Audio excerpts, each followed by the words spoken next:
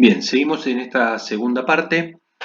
Ahora nos toca hablar un poquito sobre las causas de la hipoxemia en esta insuficiencia respiratoria. Y ya habíamos mencionado algunas de estas causales, habíamos mencionado la hipoventilación, el shunt intrapulmonar, pero puntualmente en la época que nos toca vivir, podemos hablar particularmente de los trastornos de la ventilación perfusión en cuanto a coronavirus.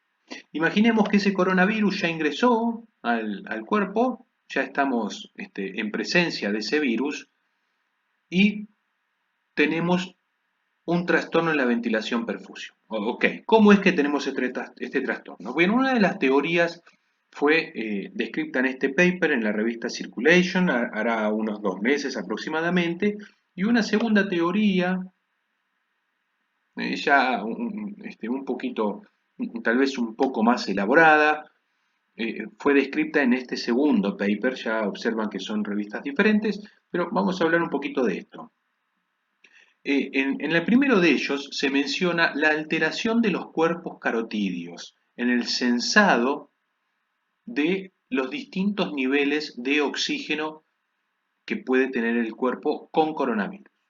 Esto, recuerden, los cuerpos carotídeos se encuentran en la bifurcación de la arteria carótida, entre carótida interna y externa, eh, y están encargados de censar la cantidad de oxígeno en términos de presiones parciales que hay dentro del organismo. Y fíjense, recuerden que este cuerpo carotídeo, como observan aquí, está inervado por el glosofaringio, por el nervio número 9, el par craneal número 9. Al tiempo que este cuerpo carotídeo se encuentra alterado, también debemos recordar que al estar inervado por el glosofaringio, también ese nervio, el par número 9, eh, llega al centro respiratorio, junto con el nervio vago, tanto el nervio vago como el glosofaringio, estoy hablando del par número 9 y el par número 10, llegan al centro respiratorio dorsal que regula la inspiración. Es decir, que no solamente vamos a tener una alteración en el, puntualmente en lo que llamamos vasoconstricción hipóxica a nivel pulmonar, sino que además, por alteración de estos cuerpos carotídeos, vamos a tener una alteración en el sensado del cuerpo del centro respiratorio vulvar, puntualmente del grupo respiratorio dorsal. Esto haría que esa vasoconstricción hipóxica no sea del todo bien ejecutada, esté alterada en el pulmón y no se restrinja la perfusión a sectores del pulmón que están mal ventilados. De esta manera, la circulación sigue yendo hacia estos lugares y el intercambio gaseoso se ve deteriorado por aquel mismatch que habíamos mencionado, que habíamos visto una foto con una zapatilla y una hojota con medias, y esa falta de coincidencia, esa falta de concordancia entre la ventilación y la perfusión, consecuencia del mal sensado o de la alteración en el sensado de los cuerpos carotídeos, puede terminar por generar un trastorno en la ventilación-perfusión. Una segunda teoría, en este caso, se describió en este paper y decía que el problema estaba en rigor en la enzima convertidora de angiotensina 2. Y en este caso, ya sabemos que la puerta de ingreso que utiliza el virus es justamente esta enzima convertidora de angiotensina 2. Al utilizarlo como puerta de ingreso, ocupa esta enzima y altera el proceso de conversión de la angiotensina 2. De esta manera, altera también, justamente por desregulación de las normales cantidades de angiotensina 1 y 2 en el pulmón, altera, les decía, los procesos de vasoconstricción y vasodilatación, tanto que se observó en algunas imágenes tomográficas cómo algunos sectores del pulmón que no estaban siendo bien ventilados estaban siendo al mismo tiempo hiperperfundidos, mientras que otros sectores del pulmón que sí estaban bien ventilados estaban siendo hipoperfundidos. A partir de allí elaboraron la teoría de que en rigor lo que alteraba ese mismatch, esa falta de coincidencia entre la ventilación y la perfusión era justamente la enzima convertidora de angiotensina 2, que es la que ofrece al virus la puerta de entrada al organismo. Y como se ofrece como puerta de entrada, deja de regular normalmente los procesos de conversión de angiotensina 2, que es un proceso que ya sabemos, recordemos, se produce en el pulmón. Ahora, ¿cómo es que se produce todo esto y cómo lo detectamos? Bueno, pues ya habíamos mencionado también que la cianosis ¿eh? Era una de las formas de detección de esta hipoxemia. Fíjense en este caso esos dedos azulados que se ven allí, tal vez se pierde un poquito en el fondo que también es de color azul, pero si observan con atención se ve cómo tiene esa cianosis ese paciente a nivel bien distal en la yema de los dedos se observa esa coloración azulada. Otro que habíamos mencionado también era la taquicardia como respuesta a esta hipoxemia y el deterioro del sensorio, el deterioro del nivel de la conciencia. Pero siempre, cualquiera de estas, por mucho que nosotros estemos en presencia de estos síntomas, de estos signos, de esta sintomatología, también debemos considerar que la insuficiencia respiratoria es una entidad de índole gasométrico. Y para eso necesitamos obtener una muestra de gases en sangre, es decir, necesitamos pinchar esa arteria, realizar una extracción sanguínea, realizar un estudio de laboratorio y ver que la cantidad de oxígeno que hay en sangre arterial sea menor de 60 milímetros de mercurio. A partir de allí determinamos que existe insuficiencia respiratoria y que, por supuesto, además, estamos en presencia de una insuficiencia respiratoria hipoxémica. Ahora bien, ¿cuáles son los efectos que produce esta hipoxemia grave? Aquí tenemos dos ejemplos particulares. En uno de ellos, que es el primero, tenemos una PO2 que es menor de 80 milímetros de mercurio o una saturación menor a 90 milímetros de mercurio. Pero en cualquiera de los dos casos podemos considerar con un pH que esté normal. Y esto es un pH que ronde el 7.4. En estos casos es esperable encontrarse con algún deterioro del nivel de conciencia o inclusive algún tipo de deterioro cognitivo, con pérdida de la visión, tal vez con visión borrosa, pero una entidad particular que es justamente la hiperventilación. La hiperventilación sabemos, por supuesto, es lo opuesto a la hipoventilación, y esto significa que el paciente ventila un poco más de la cuenta. Ahora, ¿cómo es que ventila un poco más de la cuenta? Bueno, particularmente esta situación de hiperventilación se va a ver claramente reflejada en el segundo ejemplo. Y el segundo ejemplo se da cuando la PO2 cae por debajo de 40 a 50 milímetros de mercurio.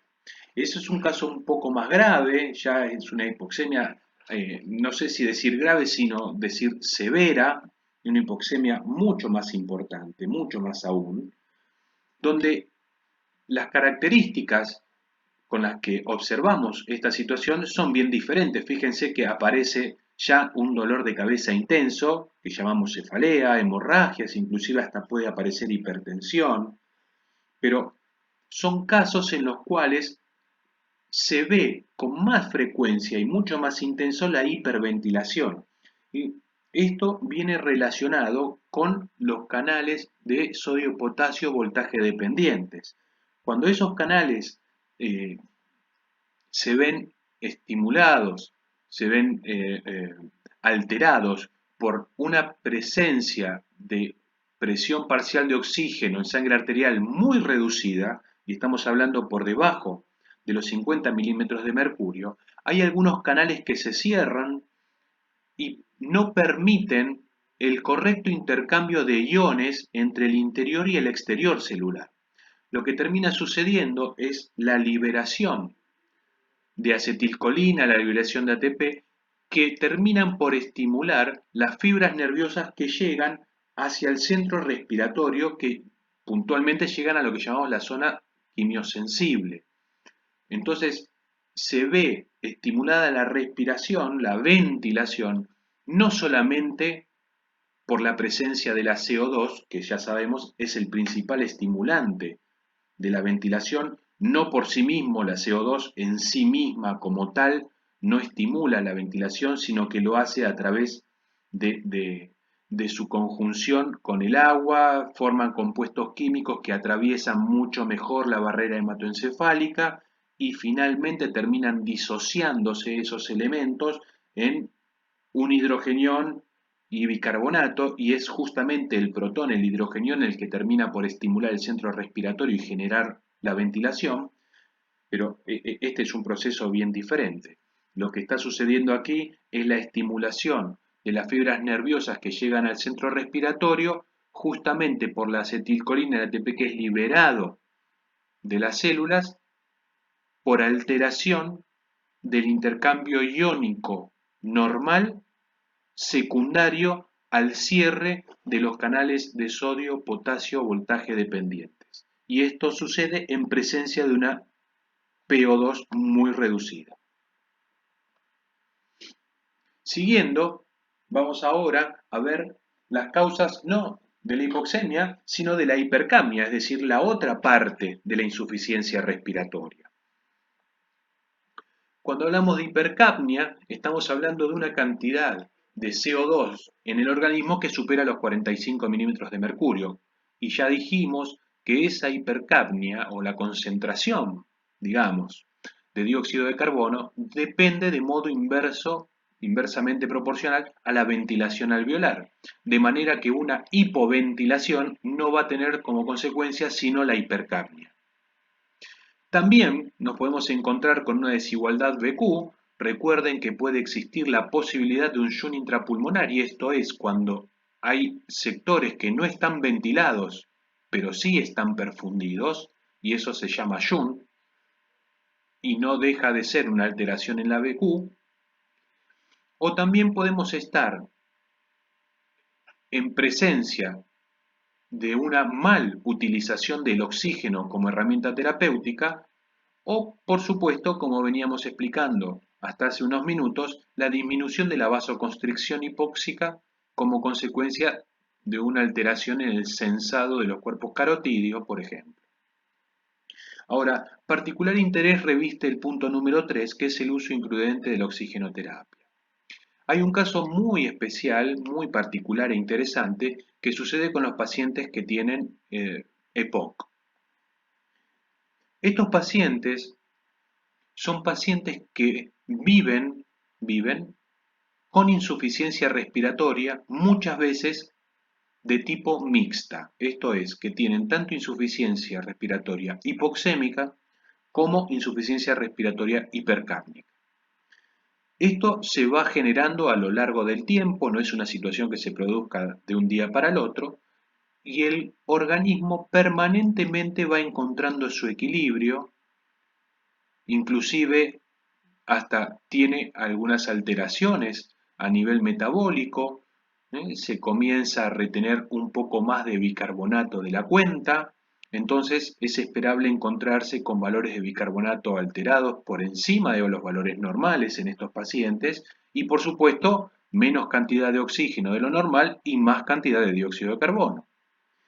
Ahora, cuando estos pacientes requieren, en algunos casos por exacerbación de su patología de base, la aplicación de oxigenoterapia, muchas veces sucede que se entrega ese oxígeno de modo desmedido, de modo desigual, hasta imprudentemente, y termina por generar una cantidad de dióxido de carbono tan alta dentro del organismo, tan alta, inclusive muy por encima de los valores a los cuales el paciente está acostumbrado,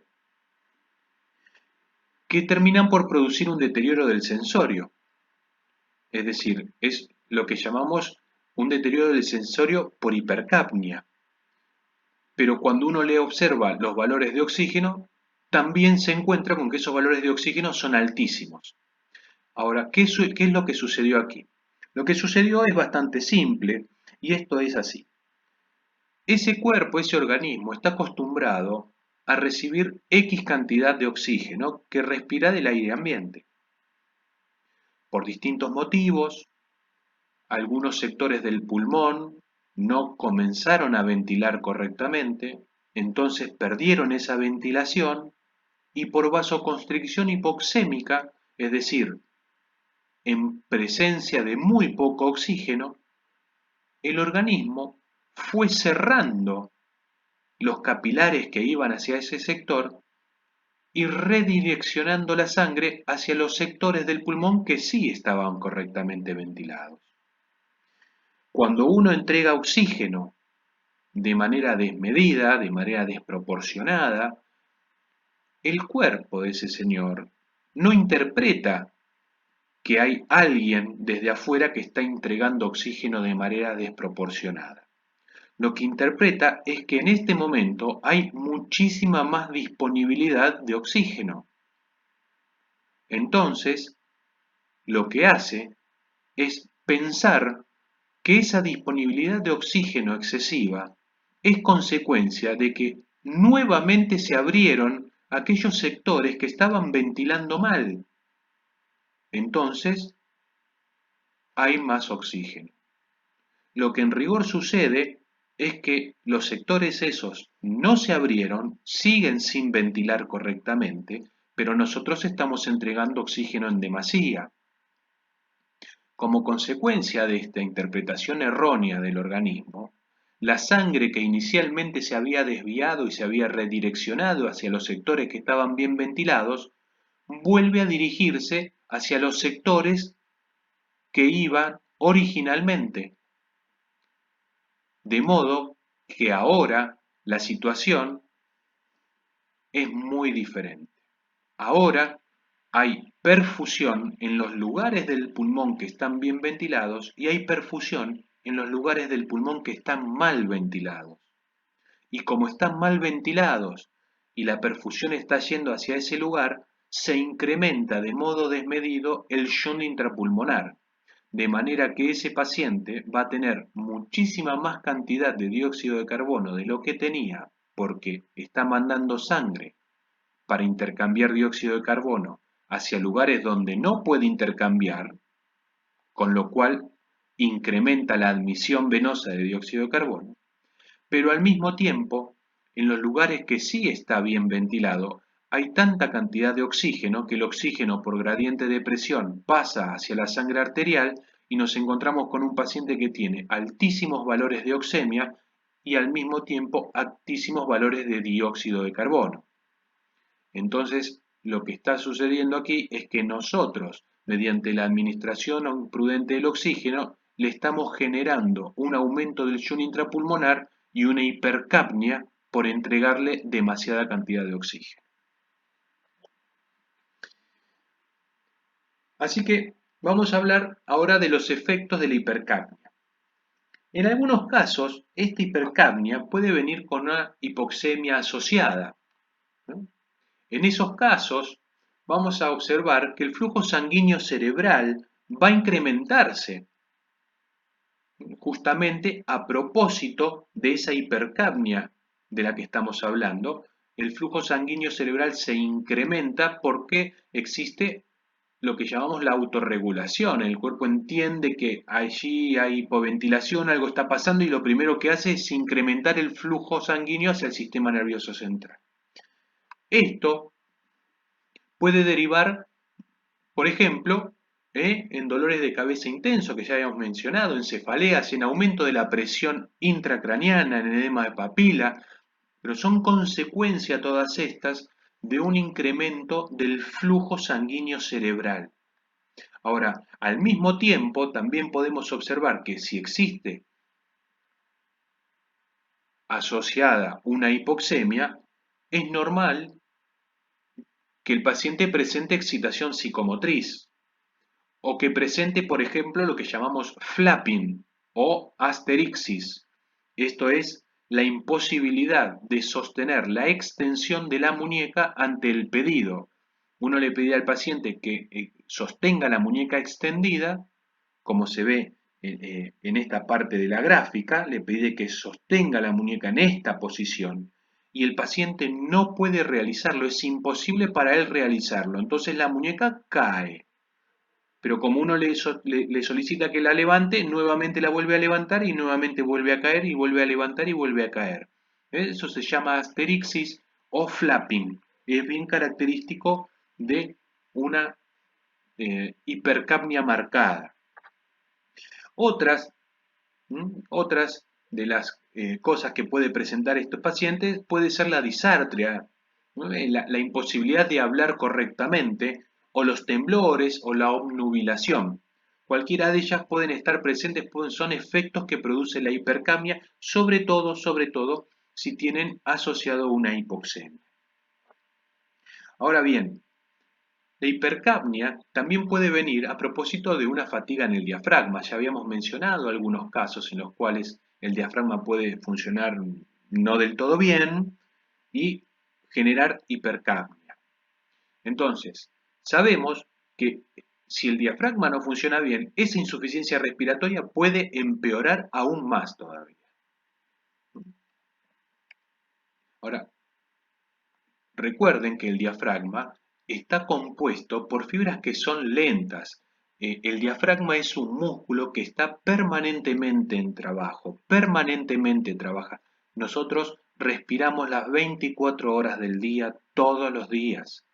Es un músculo que trabaja permanentemente, de manera que debe estar compuesto por fibras que sean lentas, que tengan su sustrato energético a partir de la descomposición aeróbica de los compuestos y la generación de energía. Sin embargo, también sabemos que ese diafragma puede trabajar más rápido. Nosotros tenemos la posibilidad de hiperventilar de modo voluntario o realizarlo de manera involuntaria mediante la realización de un ejercicio físico. Entonces, la posibilidad que tenemos de que el diafragma se contraiga a mayor velocidad y ejecute su gesto motor a mayor velocidad es consecuencia de que existen otros tipos de fibras. Y esas otras fibras son las fibras glucolíticas o fibras rápidas, pero del tipo oxidativa, lo que llamamos las fibras intermedias. Ahora, esa fatiga que puede tener el diafragma no solamente puede venir por estos que estábamos mencionando, sino también puede venir cuando el trabajo respiratorio, en esta frase está trabajo respiratorio expresado como WOB, del inglés Work of Breathing, puede aumentar ese trabajo respiratorio por periodos muy prolongados.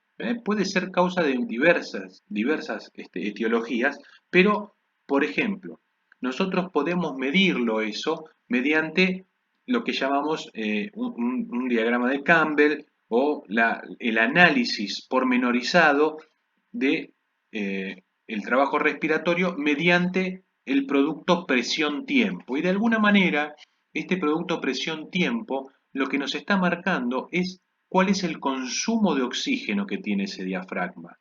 Básicamente lo que nos está diciendo es cuánta presión genera el diafragma en cuánto tiempo. Es normal que ese diafragma genere la suficiente cantidad de presión negativa para que ingrese aire en muy poquita cantidad de tiempo. No nos cuesta mucho respirar, pero cuando el trabajo respiratorio se incrementa, debe realizar mayor cantidad de fuerza durante mayor cantidad de tiempo para lograr el mismo volumen respiratorio. Y en ese sentido el producto presión-tiempo se ve modificado y nos marca que ese diafragma tiene un consumo de oxígeno más elevado de lo que debería y nos está marcando que el trabajo respiratorio está incrementado. Y esto lo vemos frecuentemente, no solamente en los pacientes que tienen patologías, también lo hemos visto en atletas. Fíjense que esto es bien común observarlo cuando el atleta termina una carrera que queda exhausto, es muy probable que termine en esta posición que observamos aquí. En esta posición, el diafragma se encuentra en ventaja mecánica porque está no solamente en una posición donde las vísceras abdominales caen por la gravedad hacia el centro de la Tierra, liberando la función del diafragma, sobre todo de las bases de las zonas dorsales o posteriores del pulmón, sino que además, al estar el miembro superior en cadena cinemática estrictamente cerrada, al igual que aquí, se ve favorecida la acción del diafragma por otros músculos que también tienen origen en el tórax y terminan en el miembro superior, como el dorsal ancho, el pectoral mayor, el redondo mayor, que colaboran con la expansión del tórax para que el diafragma no realice todo el trabajo. Ahora, si bien esto es bastante común observarlo y uno a veces lo toma como natural, no es del todo natural, y se ve mucho más aún cuando observamos estos dos característicos dibujos de los pacientes que tienen EPOC. Ya son muy conocidos, el soplador rosado y el abotargado azul, que cualquiera de los dos tiene dificultades tanto para tomar aire como para largar aire, y en cualquiera de las dos gráficas se puede observar que, si bien son dibujos, ambos pacientes, a pesar de tener características diferentes, tienen los brazos apoyados para facilitar el movimiento respiratorio y así evitar la fatiga del diafragma. Hablemos un poquito ahora de los tipos de insuficiencia respiratoria. Sabemos que hay, en términos generales, 5 tipos que pueden responder a la enfermedad pulmonar fulminante, a trastornos neuromusculares, algunos de los cuales ya estuvimos mencionando, o del EPOC reagudizado, un síndrome de distrés respiratorio agudo o, en el caso de los más pequeños, un síndrome de dificultad respiratoria del lactante. La primera de ellas se ve cuando estamos en presencia tal vez de enfermedades infecciosas, inclusive de inhalación de sustancias tóxicas. Por ejemplo, nosotros podemos tener un caso bastante particular que no es del todo frecuente, pero la aspiración de altos volúmenes de contenido gástrico puede terminar en una enfermedad aguda fulminante, una enfermedad pulmonar fulminante. Fíjense ustedes que el pH gástrico es bastante ácido, estamos hablando alrededor de 2, 3 de pH, y eso, si llegase a estar en contacto con el tejido pulmonar, podemos decir que prácticamente lo quema, ¿sí? Y genera una insuficiencia respiratoria severísima y fulminante, ¿eh? Por lo cual se genera, como es esperable, una hipoxemia severa. Ahora, muchas veces esto se puede tratar con oxigenoterapia también, pero no es infrecuente observar que estos pacientes evolucionan de modo desfavorable y necesitamos escalar de la oxigenoterapia a la asistencia respiratoria mecánica porque la oxigenoterapia ya no es suficiente y necesitamos otras herramientas para llevar adelante la patología de ese paciente. Sin embargo, podemos hablar de todo esto, de la oxigenoterapia, de la RM, pero si no tratamos la enfermedad de base, realmente se hace difícil salir de esta insuficiencia respiratoria. En el caso de los trastornos neuromusculares, sabemos que puede, por ejemplo, generarse una depresión del centro respiratorio que mencionábamos hace unos instantes, ¿sí? O puede haber algún tipo de deformidad o enfermedades del sistema nervioso central que terminan por generar una acidosis respiratoria. Esto es consecuencia del aumento desmedido del dióxido de carbono en la sangre arterial, secundario a la hipoventilación que se genera. Por este motivo, como ya habíamos visto en un cuadro a propósito de la caída de la capacidad vital, las distintas consecuencias y el tratamiento que se aplicaba a propósito de la situación en la que nos encontramos, lo más probable es que se requiera de la asistencia respiratoria mecánica que no siempre requiere de la aplicación de oxígeno suplementario. Muchas veces el problema está solamente en la bomba respiratoria y con suplir la actividad de los músculos respiratorios no se alcanza, no tiene trastornos en el intercambio gaseoso. Lo que tiene el paciente es una alteración en la bomba muscular. En este sentido, si logramos reemplazar esa bomba muscular, el intercambio gaseoso, por supuesto, va a ser correcto, va a sostenerse dentro de los niveles normales.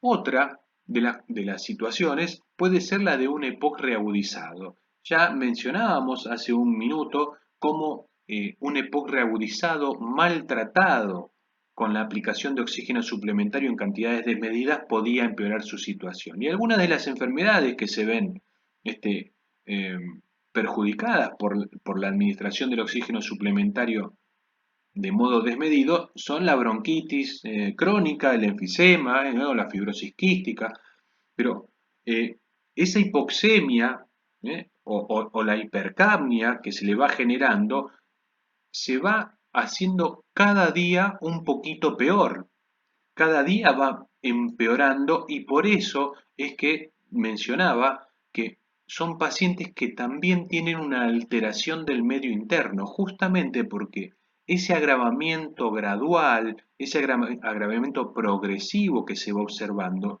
se ve acompañado de una respuesta, podríamos decir, compensatoria, regulatoria del sistema metabólico a los fines de ofrecer una respuesta adaptativa a la nueva situación de hipercapnia permanente.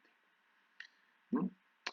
Por supuesto, como también mencionamos, estos pacientes al estar en esta situación constante, en un equilibrio casi inestable, cualquier tipo de situación concomitante que pueda, eh, que pueda requerir de un aumento en el trabajo del diafragma, de un aumento del trabajo respiratorio, desencadena inmediatamente una respuesta de insuficiencia respiratoria. Es decir, el diafragma es muy probable que se encuentre en desventaja mecánica con pérdida de las zonas de aposición laterales que se observan en las placas radiográficas y por supuesto al perder las zonas de aposición, el diafragma se encuentra previamente contraído y cuando uno le pide que se contraiga un poco más, al estar previamente acortado ya no puede realizarlo. Recuerden que por ley de Hill existe una longitud exacta, una longitud precisa, puntual y óptima para la contracción muscular que ronda entre los 2 y 2,2 micrones de longitud de la fibra muscular, puntualmente de los sarcómeros, y ese diafragma no va a estar en esa posición, sino que va a estar acortado, es decir, que esa longitud va a ser menor y la fuerza o la cantidad de tensión que va a poder ejercer a partir de ese punto de inicio va a ser siempre menor. Siendo que esta fuerza es menor, también va a ser menor la cantidad de ventilación que va a poder producir. Recuerden que esa ventilación y esa contracción del diafragma están relacionadas. Siempre que el diafragma se contraiga con mucha velocidad, va a generar mucho flujo. Si se desplaza muchos centímetros, va a generar mayor volumen. Y si genera mayor cantidad de fuerza, va a generar mayor cantidad de presión negativa intratorácica para que ingrese el aire. De manera que si estas tres variables se ven alteradas porque el diafragma está en desventaja mecánica, claramente cuando le pida o le solicite que realice un esfuerzo por encima de sus posibilidades, ya se va a encontrar en insuficiencia respiratoria el paciente porque no tiene con qué sobrellevar ese esfuerzo. En el caso del distrés respiratorio agudo, es una patología bastante particular de la cual ya les mencionaba, van a tener alguna clase específica a propósito de él, pero podemos adelantar rápidamente que es una patología que se produce de modo secundario a algunas causas. Por ejemplo, a politraumatismos, por ejemplo a pancreatitis, por ejemplo a shock, por ejemplo a neumonías e infecciones pulmonares, por ejemplo a politransfusiones, por ejemplo a contusiones pulmonares. Es una patología bastante particular que tiene causas que podemos determinar como primarias y causas secundarias, o lo podemos clasificar como un distrés respiratorio de origen pulmonar o de origen extrapulmonar. Lo cierto es que este distrés respiratorio en muchos casos genera hemorragia, genera edemas pulmonar por aumento de la presión hidrostática en los vasos capilares, alteración de la permeabilidad en las membranas, disrupción en las estructuras alveolares e inundación de esas estructuras alveolares por el líquido extravasado, lo que hace, por supuesto, como vimos en un cuadro en la primera parte de la clase, que la PO2 descienda y al mismo tiempo, de acuerdo al tratamiento que se le ofrezca, puede descender la CO2 y tal vez si se le aplica ventilación mecánica con PIP, como es el tratamiento que suele aplicarse, esa CO2 en lugar de reducir puede incrementar porque es probable que se hipoventile, entonces esa hipoventilación puede generar hipercapnia, pero sabemos sobre todo que ese distrés respiratorio va a producir una distensibilidad pulmonar reducida. Eso ya lo sabemos, recordemos que la distensibilidad o la compliance se calcula mediante una relación entre el delta de volumen y el delta de presión, y por supuesto que esto también viene relacionado con una reducción de la capacidad residual funcional a expensas de la disfuncionalidad de diferentes áreas que se ven inundadas por este líquido extravasado, esta disrupción de las estructuras alveolares, la inundación de los alveolos y la pérdida de volumen pulmonar. Por supuesto que en estos casos la desigualdad de Q va a ser altísima, realmente va a ser muy importante, y en consecuencia el shunt intrapulmonar también va a ser muy importante. Por eso, lo que suele aplicarse es la ventilación mecánica invasiva con distintos grados de presiones positivas al final de la expiración, que pueden ir variando de acuerdo a la gravedad del distrés o de acuerdo a la compliance que el paciente tenga o a la oxigenación que presente. Pero es una enfermedad bastante particular que conocemos desde hace muchísimos años, puntualmente desde el año 1967, y que al día de hoy sigue presentando un índice de mortalidad muy alto, con lo cual esto que yo dije recién de que conocemos no, se puede colocar entre comillas.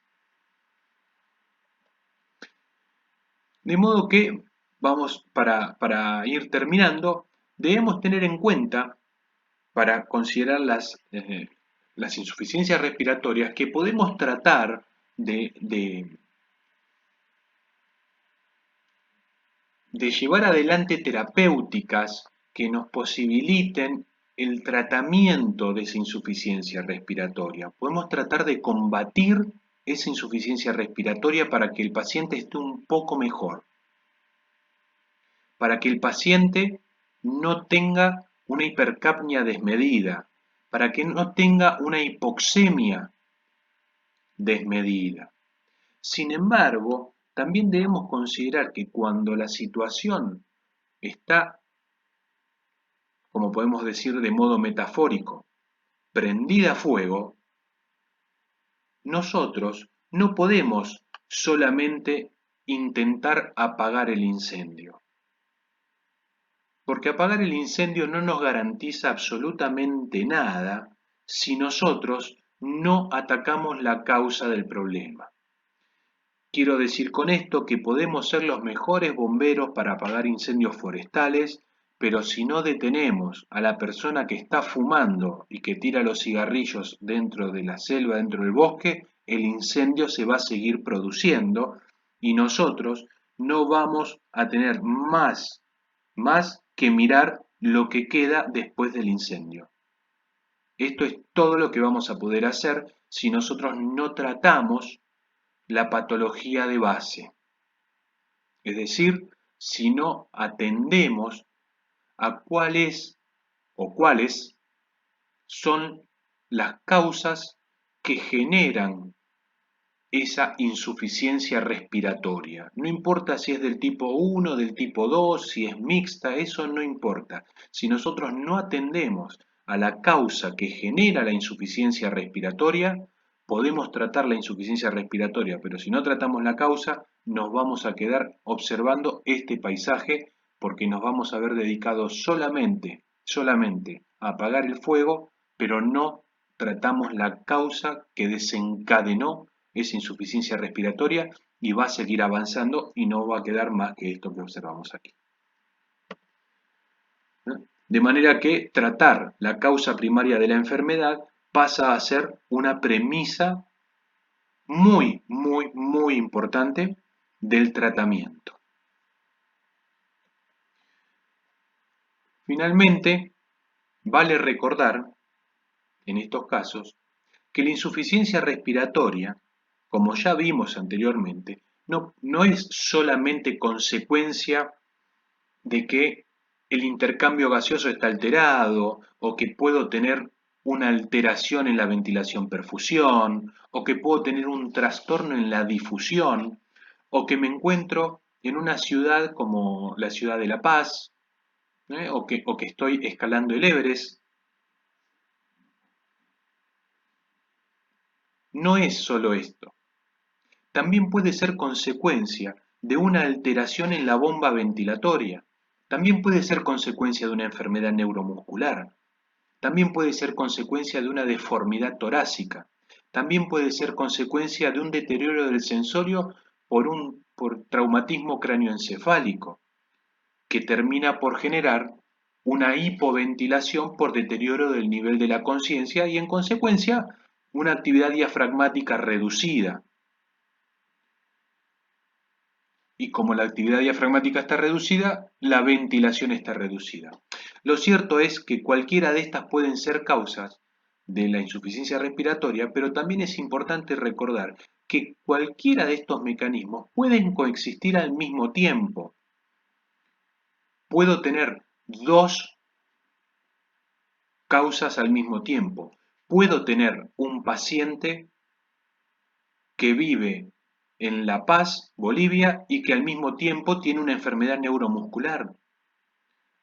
¿Sí? Las causas que generan la insuficiencia respiratoria no son autoexcluyentes entre sí. Esto significa que puedo tener causas al mismo tiempo, dos causas al mismo tiempo, con lo cual esa insuficiencia respiratoria puede transformarse de hipoxémica a mixta, por ejemplo, ¿no? Y de tener una insuficiencia respiratoria de tipo 1, paso automáticamente a tener una insuficiencia respiratoria mixta, y esto es no tener un problema, sino tener dos problemas.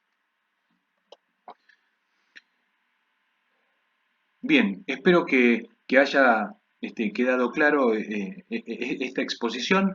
Es la insuficiencia respiratoria, insisto, es la puerta de ingreso al desarrollo de otros temas que están relacionados con las patologías respiratorias, de manera que sugiero tal vez unas lecturas también para reforzar estos conceptos y en el caso de tener preguntas vayan anotando para que los profes le podamos ir contestando, ir aclarando algunas dudas, ir guiando también el estudio para lo que va a venir en las subsiguientes clases.